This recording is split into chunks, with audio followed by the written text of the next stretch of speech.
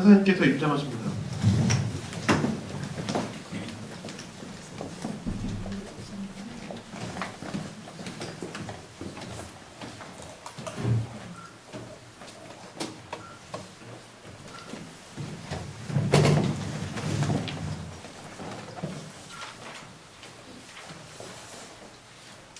지금부터 유다의 예수 배신 사건에 대한 공판을 시작하도록 하겠습니다. 먼저 검찰 측 공소사실 진술하세요. 피고 가룟 유다는 하나님의 아들 예수를 은전 30개를 받고 적대세력에 팔아넘겨 결국 죽음에까지 이르게 했습니다. 이는 교회 공동체법을 심각하게 위반했을 뿐만 아니라 신성 모독에 대한 법률 또한 광범위하게 위반하는 바, 이에 공소를 제기합니다. 변호인 측 변론 유지 발언하세요. 지금 검찰 측이 진술한 내용은 사실이 아닙니다. 피고 가룟 유다는 예수의 제자 중에서도 그 누구보다 예수의 가르침을 명확하게 이해했던 그의 수제자였으며 마음속 깊이 예수를 사랑했던 사람이었습니다. 이상입니다.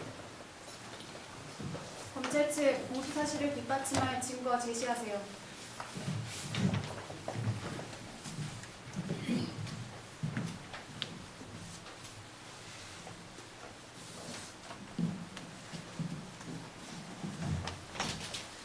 마태복음 26장을 증거로 제출합니다. 우선 14절을 보면 유다가 사전부터 예수를 팔아넘기기 위해 치밀하고 용의주도하게 준비했음을 명확하게 알 수 있습니다. 그것도 모자라 마지막 순간에는 입맞춤을 신호로 자신의 스승을 팔아넘길 만큼 뻔뻔하고 파렴치한 자였습니다. 있습니다. 검사는 지금 본 사건의 진실 규명과는 무관하게 피고의 인격을 모독하고 있습니다. 인정합니다. 주의하세요. 정정하겠습니다. 피고인은 마지막 순간까지도 자신의 스승과 동료를 기만하였고 아무런 저항 능력이 없었던 예수를 무기로 중무장한 무리에게 잔인하게 팔아넘겼습니다. 이상입니다. 변호인 반대 진술하세요. 검사는 방금 아무런 저항 능력이 없는 예수라고 했습니다. 아무런 저항 능력이 없는 예수라. 예수님을 믿지 않나 봅니다. 아니 제 말은 예수님이 저항 능력이 없었다는 게 검찰 아니라 측이 인용했던 48절입니다. 네, 맞습니다. 유다는 예수님께 입맞춤을 했습니다. 그런데 이거야말로 정말 이상하지 않습니까? 왜 굳이 입맞춤까지 했을까요? 성경에는 유다가 병사들에게 예수가 누구인지 알려주기 위해서 입맞춤을 한 것으로 묘사되어 있습니다. 그런데 정말로 유다가 데려간 사람들 중에서 예수의 얼굴을 알아볼 수 있는 사람이 과연 단 한 명도 없었을까요? 성전에서 설교까지 하셨던 예수님을요? 네, 뭐 그럴 수 있습니다. 대제사장들이 지나치게 멍청해서 예수의 얼굴을 아는 사람들을 일부러 다 배제하고 예수의 얼굴을 전혀 모르는 사람들로만 팀을 꾸려서 예수를 잡으러 보냈다고 칩시다. 그런데 만약 여러분이 유다라면 병사들에게 유다는 예수님께 입맞춤을 하는 것으로 신호를 하는 것이 편했겠습니까? 아니면 귓속말로 저 사람이 예수입니다 라고 이야기하는 것이 편했겠습니까? 저라면 이렇게 지목하고 말지 굳이 유다처럼 껄끄러운 상황을 만들 것 같지는 않습니다. 변호인은 지금 일어나지도 않은 일을 가정하에 말하고 있습니다. 가정이라뇨? 아닙니다. 저는 지금 성경에 묘사된 이 상황이 암시하고 있는 진실에 대해 잘 한번 살펴보자는 것입니다. 자, 배심원 여러분들은 어떻습니까? 유다는 왜 굳이 입맞춤까지 했을까요? 또 그런 유다에게 예수님은 어떻게 행동하십니까? 50절을 한번 보시죠. 그렇게 자신을 팔아넘기는 유다에게 예수님께서는 이렇게 말씀하십니다. 친구여, 네가 무엇을 하려고 왔는지 행하라. 자, 여러분 머릿속으로 당시 상황을 잘 한번 떠올려 보시기를 바랍니다.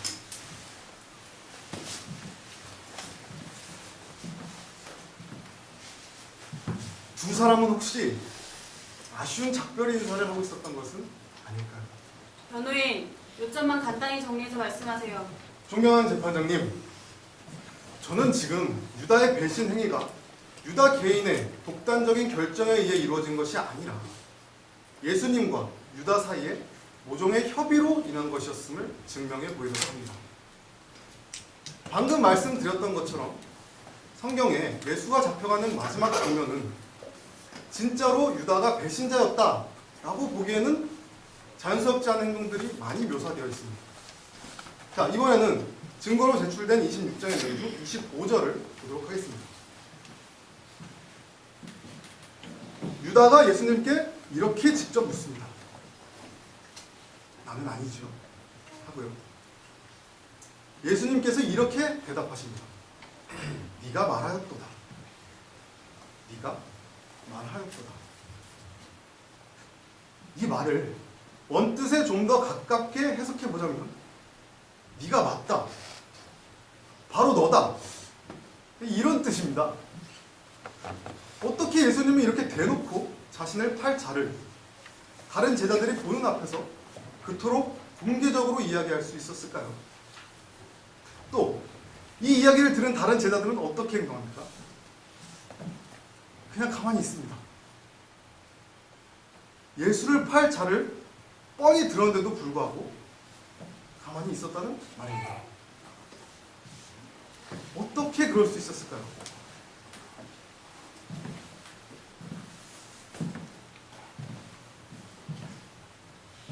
예수는 자신의 사명을 위해 자신을 팔아넘길 배신자가 필요했습니다. 그리고 그 배신자로 유다를 지목했습니다. 그리고 유다는 그것을 자신의 사명으로 받아들였습니다. 이 사실은 다른 제자들 또한 알고 있었습니다. 유다는 예수를 배신한 배신자가 아니라 그의 부탁을 충실하게 수행한 수제자였던 것입니다. 변호인은 지금 자신의 추측만으로 진실을 호도하고 있습니다. 변호인, 지금 그 말을 증명할 수 있는 증거가 또 있나요? 요한복음 13장을 증거로 제출합니다.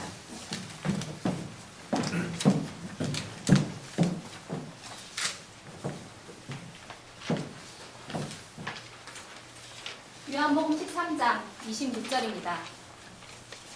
지금 이 상황 역시 예수께서 제자들 중 자신을 팔 자가 있다고 처음 말씀하시는 장면입니다.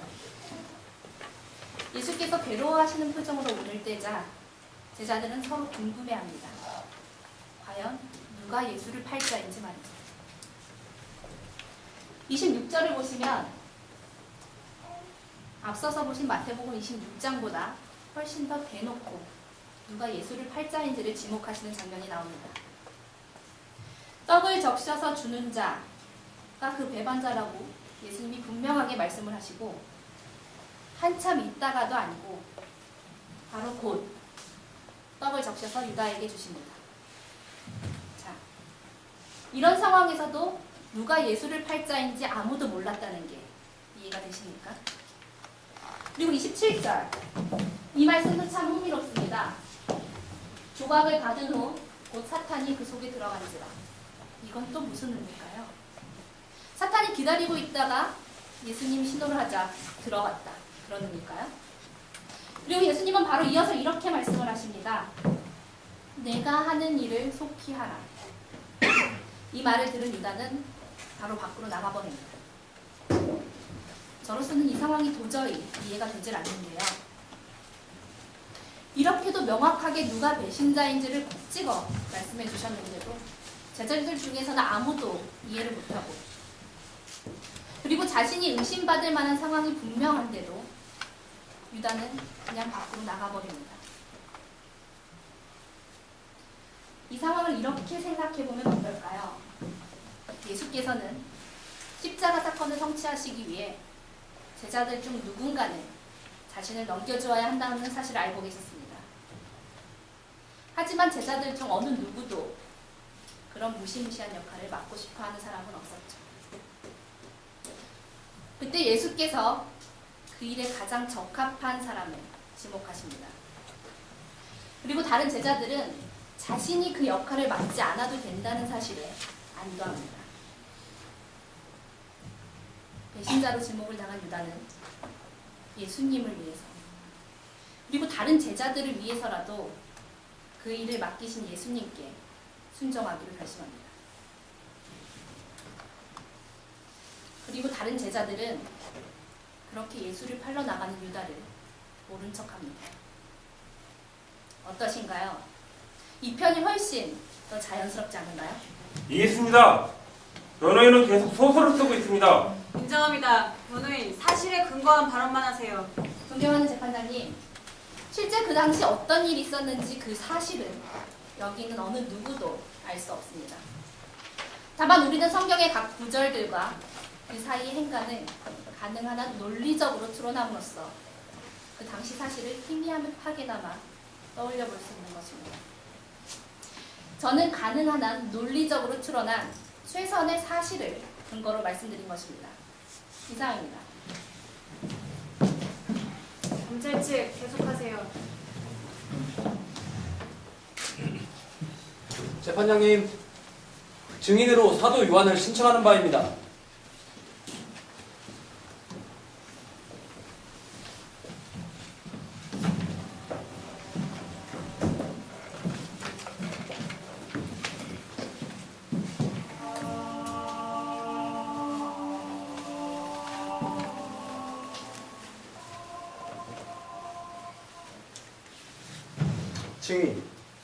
증인께서 요한복음을 집필한 것이 맞습니까? 네, 맞습니다. 증인께서 집필하신 요한복음 12장을 보면 아주 흥미로운 일화가 있더군요. 좀 설명을 해주시겠습니까? 네, 여러분이 모두 잘 아시는 향유 옥합 사건입니다. 유월절을 며칠 앞두고였습니다. 베다니에 갔을 때 마리아라는 한 여인이 비싼 향유를 들고 예수님의 발에 붓고 닦았습니다. 온 방 안에 향유 냄새가 가득했죠. 그러자 우리의 배신자 유다가 말했습니다. 왜 비싼 향유를 이렇게 낭비하냐고 말이죠. 차라리 이 비싼 향유를 팔아다 가난한 자들을 위해 썼으면 더 좋았을 거라고요. 아, 유다는 가난한 사람들을 아주 끔찍히 생각하는 사람이었군요. 아닙니다. 그건 유다 그 친구가 도둑놈이기 때문입니다. 유다 그 친구는 돈에 눈이 먼 사람이었습니다. 그러니까 예수님이 맡기신 돈주머니에서 돈을 꺼내다 자기를 위해 썼겠죠. 꼴랑 은전 30개에 예수님을 팔아넘긴 것도 그리 놀라운 일이 아닙니다. 그러니까 증인의 말씀에 따르면 원래부터 유다는 돈에 대한 욕망이 많았던 사람이었고 뭐 다른 거창한 이유가 있어서가 아니라 순전히 돈에 대한 욕망 때문에 예수님을 팔았다고 봐도 우리가 없다는 말씀이시죠? 네, 맞습니다. 이상입니다. 변호인, 반대 신문하세요.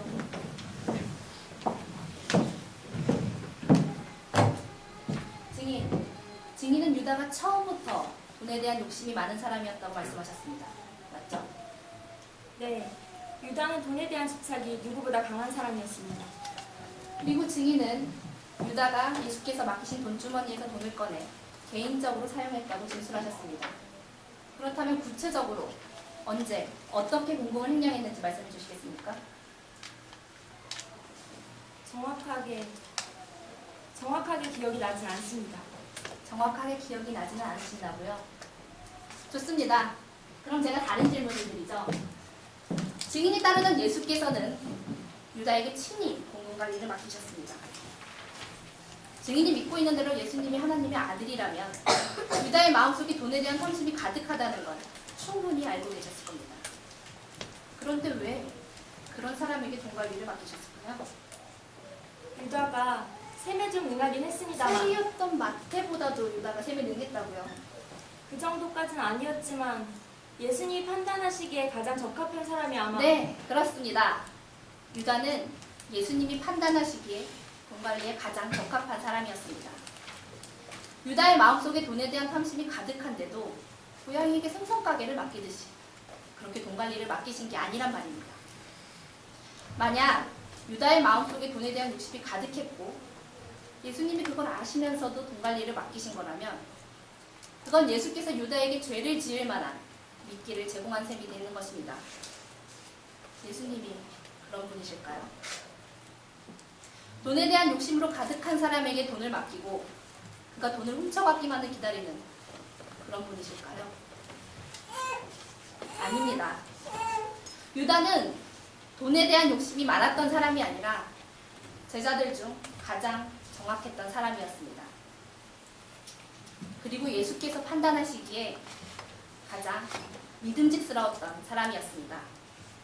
이상입니다. 검찰 측 추가 신문하세요. 변호인 측 추가 신문하시겠습니까? 네, 제가 추가 신문하겠습니다.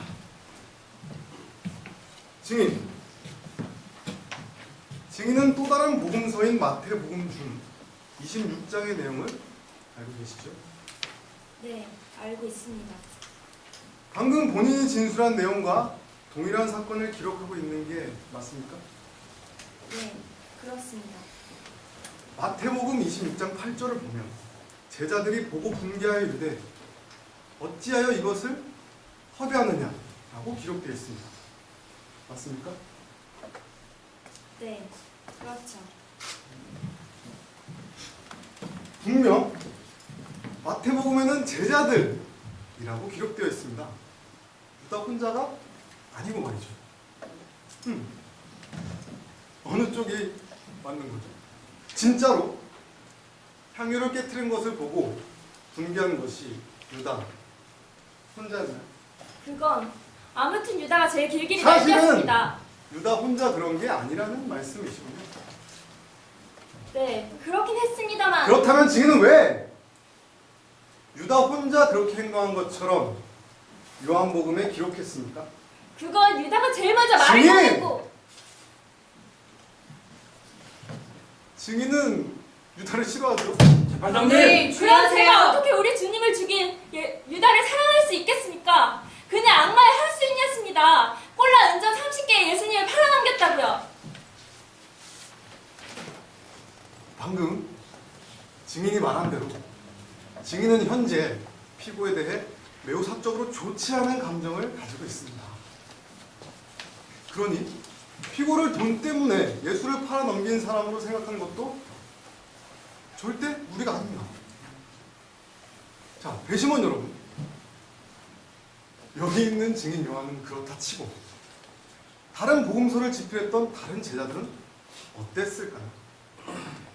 마태, 마가, 누가?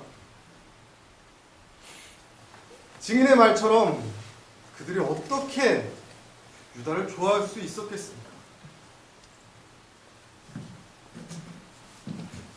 이처럼 우리가 유다에 대해 정보를 얻을 수 있는 유일한 원천인 사복음서는 모두 유다에 대해 좋지 않은 감정을 가지고 있는 다른 제자들에 의해 집필된 것들입니다. 그러니 성경에 유다가 좋게 묘사되어 있을 리가 없습니다. 우리는 복음서에 객관적으로 명시된 유다의 행동은 사실로 믿더라도 복음서 저자들의 유다에 대한 평가는 적혀있는 그대로 믿어서는 안 되는 것입니다. 유다는 성경에 묘사되어 있는 것처럼 돈 때문에 예수를 팔아넘긴 파렴치한이 아니었습니다. 그는 단순히 다른 제자들에게 미움을 샀기 때문에 그렇게 묘사가 된 것뿐입니다. 이상입니다. 검찰 측 추가로 신문할 내용 있습니까? 제가 하겠습니다.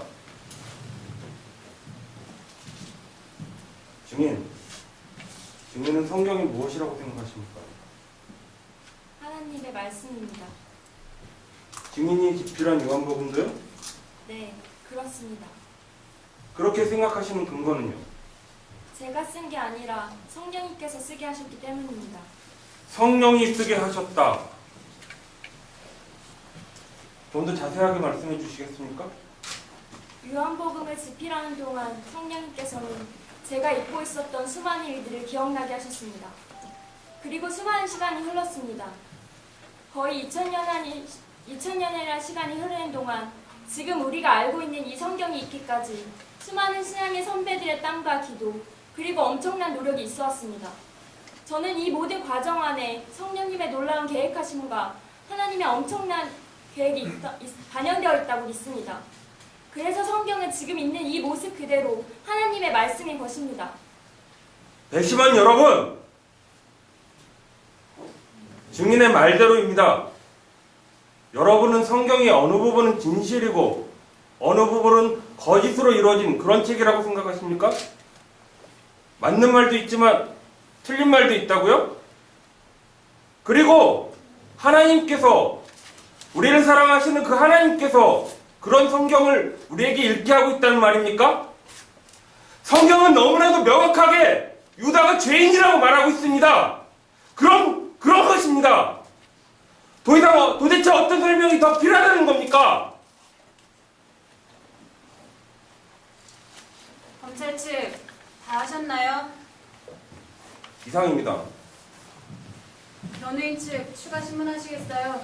아니요, 마치겠습니다. 그럼 잠시 휴정한 후 점심 먹고 14시 정각에 다시 공판을 계속하도록 하겠습니다.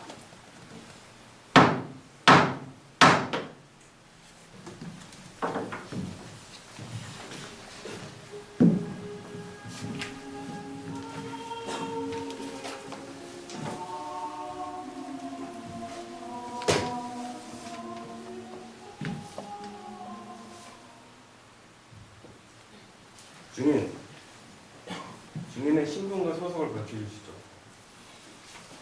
제 이름은 베드로입니다. 원래는 시몬이었죠. 12제자 중 한 명입니다. 네, 반갑습니다, 증인. 단도직입적으로 묻겠습니다. 증인이 보시기에 예수님과 유다 사이에 모종의 합의 같은 게 있어 보였나요? 솔직히 말씀드려서 잘 모르겠습니다. 잘 모르시겠다고요? 사실 당시 저는 그렇게 똑똑한 사람은 아니었습니다. 예수님께서는 제 나쁜 머리로는 이해하기 힘든 비유를 자주 쓰셔서 말씀하시곤 하셨습니다. 예수님께서 당신의 죽음에 대해서 말씀하실 때에도 전 그냥 또 무슨 비유겠거니 하고 넘겼었습니다. 그런데 유다 그 친구는 어부 출신인 저와는 다르게 확실히 이해력이 좀 빠르긴 했던 것 같습니다. 아마 예수님과 유다 사이에 뭔가 합의 같은 게 있었다고 하더라도 그걸 제가 눈치채기는 어려웠을 겁니다. 그럼 증인, 그럼 정말로 유다가 예수의 사주를 받기라도 했단 말입니까? 제가 직접 그런 느낌을 받은 적은 없습니다. 하지만 솔직히 이상입니다. 증인! 증인은 예수님께서 자신을 팔 자가 있다라고 말씀하신 후 덧붙이신 말씀을 기억하시죠?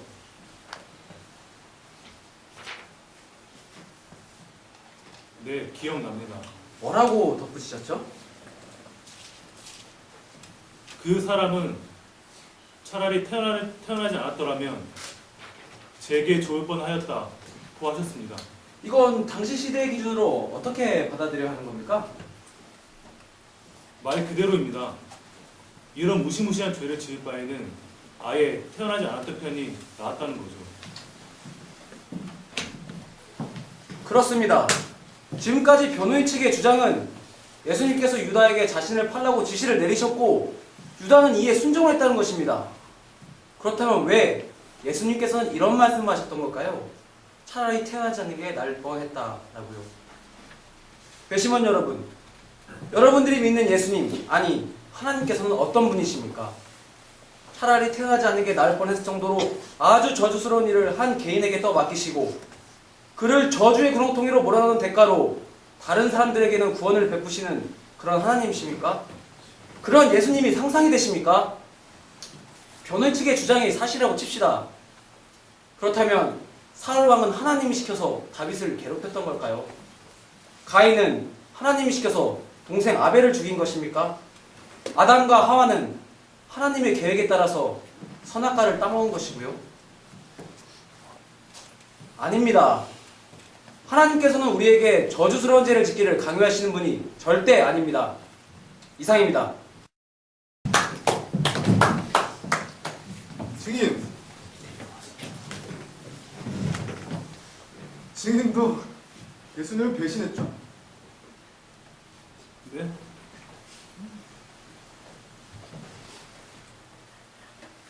네, 맞습니다. 어떻게 배신했죠? 예수님께서 대제사장들의 신문을 당하실 때 그 앞들에 있던 저를 알아본 사람이 있었습니다. 그런데 저는 예수님을 모른다고 부인했습니다. 이런, 몇 번이나 부인했죠? 3번입니다. 증인의 배신과 유다의 배신은 어떻게 다른 겁니까? 둘 다 똑같은 배신입니다. 이상입니다. 증인, 그래서 유다는 어떻게 됐죠? 아시는 바와 같이 스스로 목숨을 끊었습니다. 네! 유다는 자살을 했습니다. 여기 있는 증인은 뉘우치고 사도로서의 삶을 충실히 살았고요. 이게 바로 두 사람의 차이인 것입니다. 유다가 예수님의 말씀을 가장 잘 이해하는 사람이고, 그래서 예수를 팔아 주었다고요? 유다가 예수님의 부활을 믿었다면 도대체 왜 스스로 목숨을 끊은 겁니까? 아니요. 유다는 예수를 믿지 않았습니다. 그는 자신의 뜻에 맞지 않는 예수를 그냥 단돈 몇 푼 받고 팔아 넘긴 것입니다. 이상입니다. 변호인, 반대 신문 더 하시겠습니까?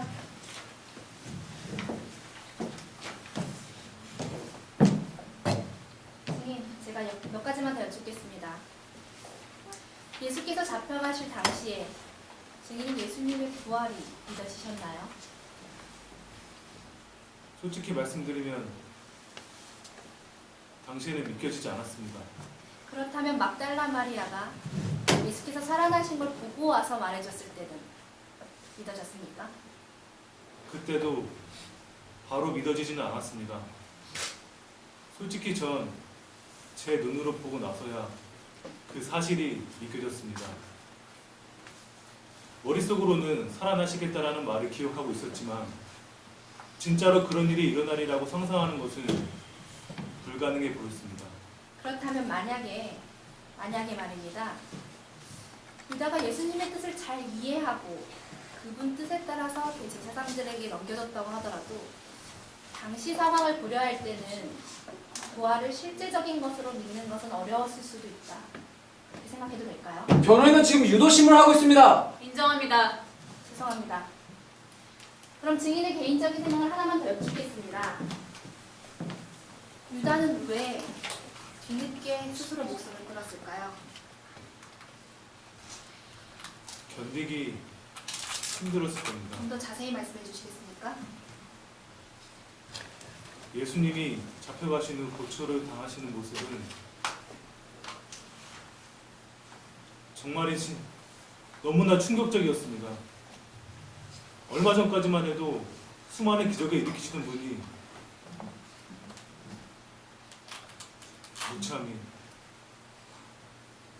정말 무참히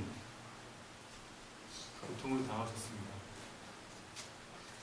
저로서도 그런 예수님을 보면서 아무것도 할 수 없다는 사실이 지옥같이 느껴졌었는데 아마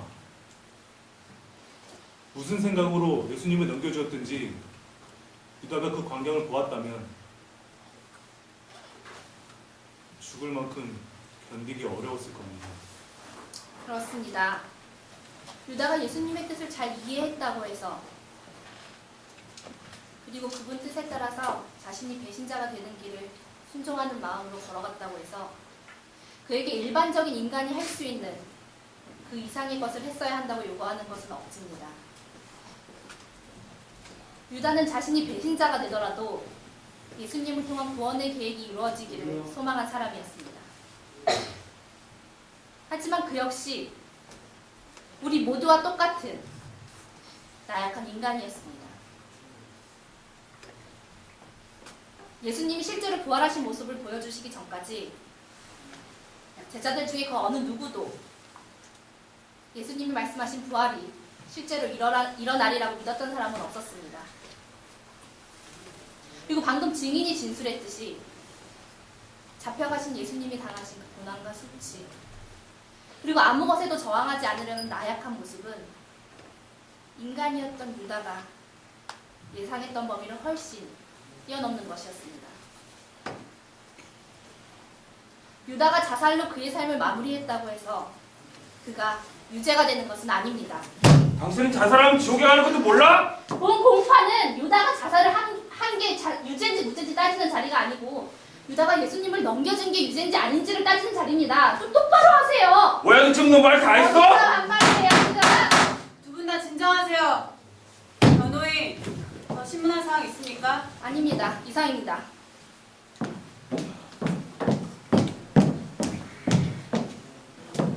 그럼 양측 최후 변론하세요.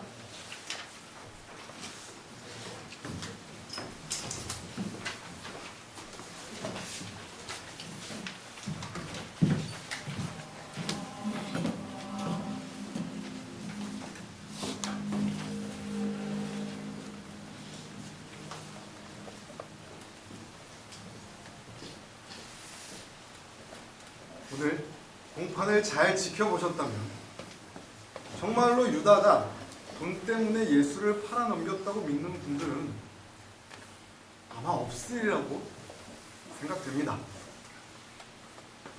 정말로 그렇게 돈에 환장한 자였다면 그가 다시 그 돈을 돌려주는 행동 따위는 하지 않았을 것입니다. 그렇다고 해서 처음부터 예수를 음해할 목적으로 유다가 예수님께 접근했고 예수님이 유다를 받아주었다고 보는 것도 어렵습니다. 유다 역시 다른 제자들과 마찬가지로 자신이 살던 터전을 떠나서 모든 것을 버리고 몇 년 동안이나 예수님을 따랐던 사람이었습니다. 그런 그가 만약 돈이 목적이 아니라면 자신에게 무슨 일이 있다고 예수를 배신했을까요? 만약 예수님이 마음에 들지 않아서 그런 것이라면 그냥 조용히 떠나면 될 것을 나중에 스스로 목숨을 끊을 만큼 왜 그토록 심리적으로 부담이 큰 일을 저질렀을까요? 자기 자신의 욕심을 위해서라면 절대 그렇게 행동할 이유가 없는 것입니다.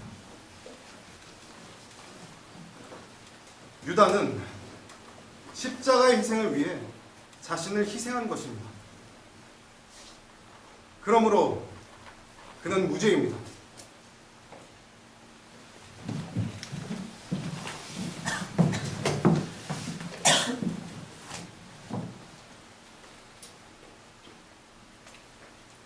하나님께서는 사람에게 이기지 못할 시험을 주시는 분이 아닙니다. 유다 말고는 다른 방법이 없어서 십자가 사건을 위해 어쩔 수 없이 유다를 희생시키실 정도로 수완이 모자란 분도 아닙니다. 유다가 어떠한 마음으로 예수님을 배신했던지 간에 그는 그 행동에 책임을 져야 합니다. 사탄은 항상 아주 교묘한 방식으로 우리를 죄에 빠뜨리려고 합니다. 그러나 그럼에도 불구하고 우리가 믿는 하나님께서는 우리에게 죄를 짓지 않을 자유를 주셨습니다. 유다는 죄를 지었습니다. 그것도 너무나도 큰 죄를 저지르고 말았습니다. 저는 미안한데 내가 십자가를 지기 위해 네가 나를 배신한 척을 좀 해야겠다 라고 유다에게 부탁하시는 예수님을 상상할 수가 없습니다. 그리고 절대 그랬을 일은 없겠지만 만에 하나 그런 일이 있었더라고 하더라도 유다는 당연히 NO! 라고 거절을 했어야 했었던 것입니다. 그에게는 분명 죄를 짓지 않을 자유가 있었습니다.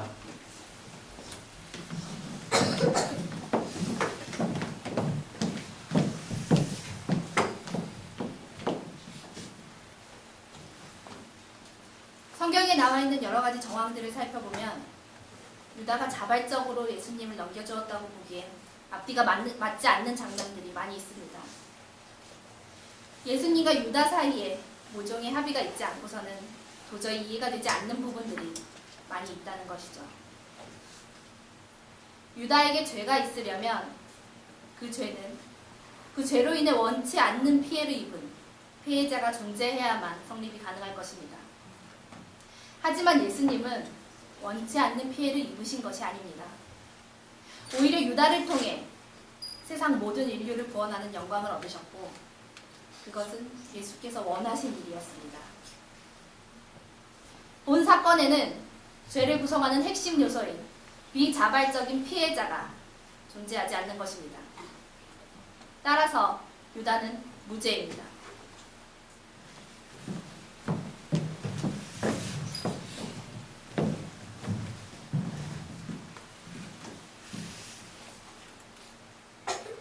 성경의 일부분만을 믿고 성경의 다른 부분은 자신에게 이로운 대로 해석하는 일, 그것이 바로 수많은 세월 동안 이단들이 행해온 실수이자 만행입니다. 우리는 또 한 번 그런 위험에 빠질 위기에 몰려 있습니다. 성경은 너무나도 명확하게 유다가 죄인이라고 말하고 있습니다. 사탄이 그에게로 들어갔고 그는 사탄이 시키는 대로 움직인 것입니다. 그게 바로 죄입니다. 성경이 유죄라고 말하는 죄인을 어떻게 성경에 표현된 몇 가지 정황이 이해가 되지 않는다고 해서 또는 죄인의 의도를 알 수 없다고 해서 무죄라고 말할 수 있는 것입니까? 성경에는 우리의 지식 수준과 이해 능력으로는 도저히 납득할 수 없는 또는 앞뒤가 맞지 않는다고 생각하는 일들이 얼마든지 있습니다. 하지만 우리는 성경을 하나님의 말씀으로 믿는 사람들입니다. 성경이 유죄라고 하면 유죄인 것입니다. 가룟 유다는 당연히 유죄입니다.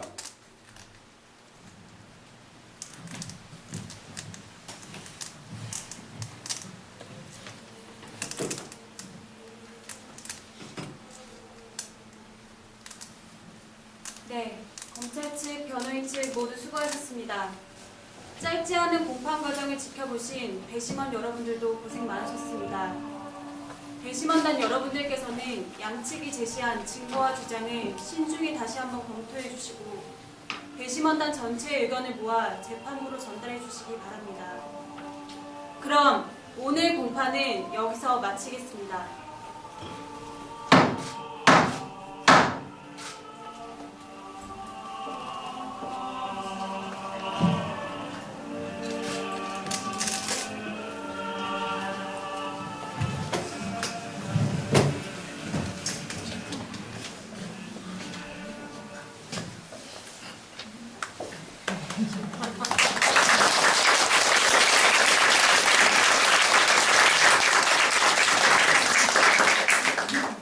사실은 연극은 일단 여기까지이고요. 여러분들 생각은 어떠십니까? 우리에게는 유다뿐만 아니라 사실 성경에 죄인으로 표현되어 있는 많은 사람들에게 대해서 묘한 동정심들이 있습니다. 왜냐하면 그것이 나의 어떤 부분들을 편안하게 만들어줘. 의식적이든 무의식적이든 그런 것들이 있기 때문에 그렇습니다. 저는 어제 이 연극을 이제 처음부터 쭉 하는 걸 보면서 문득 그런 생각이 들었습니다. 지금 그 세월호 그 침몰된 사건 속에서 뭔가 그 선장 한 명에게로 지금 확 집중되고 있는 듯한 그런 느낌을 문득 받았습니다. 유다를 죄인이 아니라고 하기는 너무 어려울 것 같아요. 이 시나리오를 쓴 우리 최수진 형제도 목사님 이거 저기 동영상 찍어갖고 홈페이지에 올리면 우리 왜 이단으로 몰리는 거 아닙니까? 이렇게 얘기할 만큼. 문제는 그렇다면 유다를 제외한 다른 사람들은 어떨까 하는 것이죠. 우리는 어떨까? 세월호가 침몰하고 선장 나쁘죠. 사실 그 사람만 어떻게 좀 더 잘했으면 훨씬 더 줄었을지도 모르고, 그럼에도 불구하고 다른 사람들, 우리가 아까도 잠깐 얘기했지만 예수 그리스도의 사랑으로 시작된 그 슬픔을 가지고 잘 보면 사실 그 사람도 불쌍한 것이죠. 그 순간 그 자리에서 더 잘했어야 하지만 이렇게 나오고 있는, 자기 막 도망가겠다고 하고 있는 그 사람도 불쌍한 것이죠. 어쩌면 그 사람보다도 지금 이 상황을 어떻게 하면 자기가 자기한테 유리한 쪽으로 이끌어갈까, 뭐 더 복잡한 사람들이 더 많을 수도 있지 않을까 싶습니다. 여러분들에게 유다는 유죄입니까? 무죄입니까? 제 개인적으로 무죄라고 말하기 아무래도 어려울 것 같아요. 어떻게 무죄겠어? 근데 문제는 오늘 예수님께서 이 자리에 오셔가지고 너희 중에 죄 없는 자가 먼저 유다를 돌로 치라, 그렇게 말씀하시면 우리 다혈질 검사님이나 뭐 여러분들이 제가 치겠습니다 하고 칠 수 있을까? 그게 어려운 이유는 그가 무죄여서가 아니라 내 안에도 유다가 있기 때문에, 요즘도 우리의 삶에는 그런 모습들이 많이 나타나기 때문에 그래서 그런 게 아닐까 싶습니다. 아까 잠깐 나왔지만 베드로는 유다보다 나중에 회개했다는 그 사실 때문에 나는 더 유다보다 의로라고 말할 수 있을까? 우리에게 이제 그런 딜레마가 있죠. 결국 이 연극은, 그리고 이 연극에서 우리에게 던지는 질문은 유다가 유죄냐 무죄냐라기보다는 너는 어떠냐 라고 묻는 것 같습니다. 그 질문은 나는 죄인이다, 나는 의인이다를 말하라는 게 아니고 어떻게 살 것이냐, 아마 이런 부분들을 말하고 있는 것이 아닌가 싶습니다. 오늘 부활절입니다. 어쩌면 지금 이 나라에 지금 나타난 그 상황, 그 슬픔, 그 비극은 이 부활절과 대비해가지고 우리에게 굉장히 많은 것들을 시사하고 있는 것이 아닐까 하는 그런 생각이 듭니다. 이제 우리는 이곳을 나가서 각자 또 뭔가를 하면서 살아갈 것이고, 그 살아갈 때 어떻게 살아가야 하는가 하는 질문을 이 연극을 통해서 한번 나눠볼 수 있지 않았을까 싶습니다. 자, 기도하고 그리고 마무리하겠습니다. 하나님, 오늘 부활절 주님께서 단 한 명도 빠짐없이 모든 사람들을 다 품으시고 그들 모두에게 구원의 길을 여신 그것이 완성된, 그리고 우리에게 허락된 그런 날입니다. 주님, 우리가 부활의 소망을 우리 안에 품고 우리 안에 여전히 남아있는 유다나 그가 가지고 있었던 그 모든 거짓과 또는 갈등과 번민과 그 모든 것을 가지고 있는 바로 우리들이 주님께서 우리에게 기대하시는 그 모습으로 이제도 한 걸음 내디디며 살아갈 수 있도록 주님 인도하여 주십시오. 이 부활의 날 우리 모두의 안에 있는 모든 거짓과 모든 어두움들이 물러가고 정말 주님과 함께 새롭게 시작할 수 있는 그런 날이 되기를 간절히 바랍니다. 예수님의 이름으로 기도합니다.